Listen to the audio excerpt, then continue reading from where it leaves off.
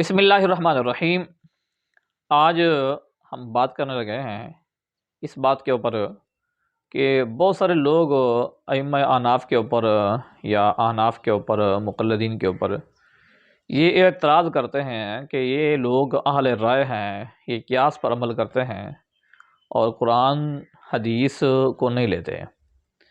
آج ان کا یہ مغالطہ ہم دور کریں گے کہ ائمہ احناف کے اصول کیا ہیں، کن اصول کی روشنی میں ائمہ احناف چلتے ہیں اور کن اصولوں کی روشنی میں وہ مسائل کا استنباط کرتے ہیں۔ بات کرنا آسان ہوتا ہے، بڑے بڑے لوگوں کو پتہ نہیں ہے ائمہ احناف کے اصول کیا ہیں۔ امام بخاری جیسی ہستی کو بھی پتہ نہیں ہے، انہوں نے بھی بعض مقامات کے اوپر ائمہ احناف کے اوپر، امام صاحب کے اوپر اعلی رائے کا فتویٰ دیا۔ آل الرائے بعض الکوفیین، اس طرح کے الفاظ جملے انہوں نے کسے ہیں، اور جلد دوم کے اندر کتاب الحیل کے اندر تو انہوں نے حد کر دیا ہے۔ تو جب امام بخاری جیسے شخصیت کو پتہ نہیں ہے ائمہ احناف کے اصول کا، تو عام بندوں کو کیا پتہ ہوگا کہ ائمہ احناف کے کیا اصول ہے؟ مرزا پلمبر کو کیا پتہ ہوگا؟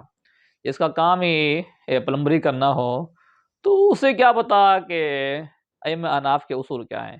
اسی طریقے سے اعتراض کرنے سے پہلے بندے کو چاہیے کہ سوچ لینا چاہیے کہ ائمہ احناف کے اصول کیا ہیں۔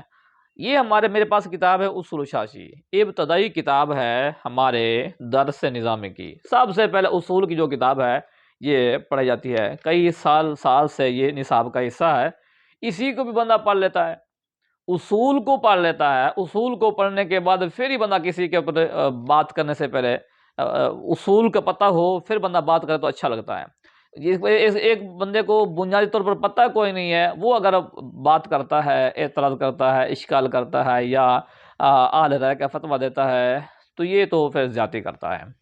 ائمہ احناف کی جو اصول ہیں وہ 4 ہیں۔ فإن اصول الفقہ 4، فقہ کی جو اصول ہیں وہ 4 ہیں۔ کیونکہ میرے پاس کتاب ائمہ احناف کی ہے، میں خود حنفی ہوں، تو میں نے تو اپنے امام کی پیروی کرنی ہے، تقلید کرنی ہے، ان کا موقف آپ کے سامنے رکھنا ہے۔ پہلے نمبر پر ہے کتاب اللہ، سب سے پہلے نمبر پر ہے ہم کتاب اللہ سے مسائل کا استنباط کرتے ہیں۔ کوئی بھی مسئلہ ہمارے سامنے آتا ہے تو ہم اس کو کتاب اللہ کے اوپر پیش کرتے ہیں۔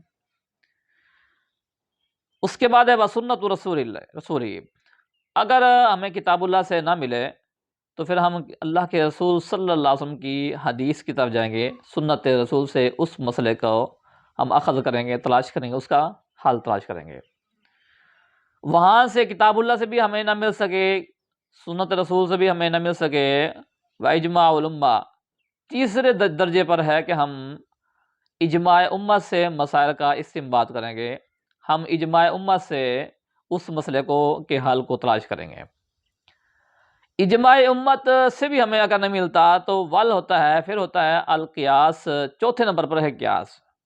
یعنی اس سے پتہ چل سکتا ہے کہ اہل رائے، اہل قیاس کا جو بات کرنا یہ انتہائی درجے کی جہالت ہے یا جہل مرکب ہے، جان بوجھ کے ایسا کرتے ہیں، جبکہ ائمہ احناف کے یہ اصول نہیں ہے کہ وہ قیاس کے اوپر عمل کریں۔ سب سے پہلے کتاب اللہ پر عمل کریں گے، وہاں سے جو مسائل اگر حل ہو جائیں گے تو فبیہا، پھر ہم جائیں گے کتاب اللہ کی طرف۔ اگر وہاں سے مسائل حل ہو جائیں ٹھیک ہے، اگر نہیں ہوں گے تو پھر ہم اجماع کی طرف جائیں گے، اجماع سے بھی اگر حل نہیں ہو سکے پھر ہم جائیں گے قیاس کی طرف۔ تو ان اصول کی روشنی میں ائمہ احناف مسائل کا استنباط کرتے ہیں۔ اب مرزا پلمبری کو کیا خبر کہ کیا اصول ہوتے ہیں، کیا طریقہ کار ہوتے ہیں، اور صرف 2-4 کتابیں پڑھنے سے یا صرف اردو ترجمہ پڑھنے سے بندہ محدث بن جائے تو ایسا ممکن نہیں ہے، اور ایسے لوگ ہی عموماً تباہی کا باعث بنتے ہیں اور فتنے کا باعث بنتے ہیں۔ جو حشر اس کے ساتھ حنیف قریشی صاحب نے کیا ہے وہ تو پھر ریکارڈ کے اوپر ہے، اسے یاد رہے گا کیوں چھیڑا ہے کسی کو۔ یہ چھیڑتا رہتا ہے، اس کی عادت ہے، علت کرتا ہے اور علت کر کے یہ بھاگ جاتا ہے۔ اب انہوں نے بھاگنے نہیں دیا ان کو، تو ہم یہی کہتے ہیں، استاد گرامی کا مقولہ ہے نا کہ مرزا صاحب اور چپ ہو، اور چپ ہو۔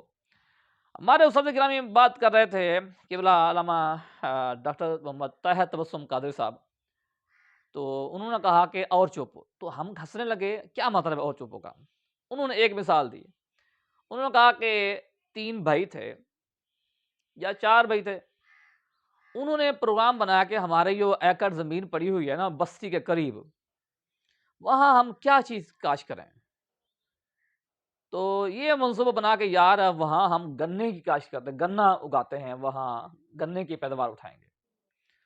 اب گنے کی کاشت کرنے سے پہلے انہوں نے کہا یار گنا اگر ہم اگاتے ہیں تو کیا ہوگا، لوگ گنا چوری کریں گے، کھائیں گے، بستی والا کھا جائیں گے، تو یہ تو اچھا نہیں ہوگا۔ انہوں نے کہا چلو ٹھیک ہے، چلیں پھر پہلے ہم بستی والوں سے نبڑ لیتے ہیں۔ اب بستی والوں کے پاس ہے اور ایک ایک کو پکڑ کے اس نے مارنا شروع کر دیا، اور چوپو اور چوپو، مارتے جا رہے ہیں اور چوپو، ابھی اگائے نہیں ہے۔ اگانے سے پہلے انہوں نے کہا پہلے ہم ان کا حساب کلیئر کر لیں، پھر ہم گنا کاشت کریں گے۔ تو یہی ہم مثال دیتے ہیں مرزا صاحب کو، مرزا صاحب اور چوپو اور پنگے بازیاں کرو۔ تو یہ تو ایک بندے کے ہاتھ چڑھا ہے اور انہوں نے گھر تک تمہیں چھوڑا نہیں ہے، تو اس لیے اپنی حرکتوں سے باز آئیں۔ تو اعتراض کرنے سے پہلے، بات کرنے سے پہلے اصول دیکھ لیا کرو کہ اصول کیا ہیں۔ مناظرہ کرنے کے دعوے کرنے سے پہلے مناظرے کے جو اصول ہیں وہ دیکھ لیا کرو۔ ایسا نہ ہو کہ یہ تو گھر سے باہر آ گئے ہیں، اور ایسا بھی ممکن ہے کہ ہو سکتا ہے کہ تمہیں گھر سے گھسیٹ کر باہر لایا جائے، تو اس لیے خیال کیا کریں۔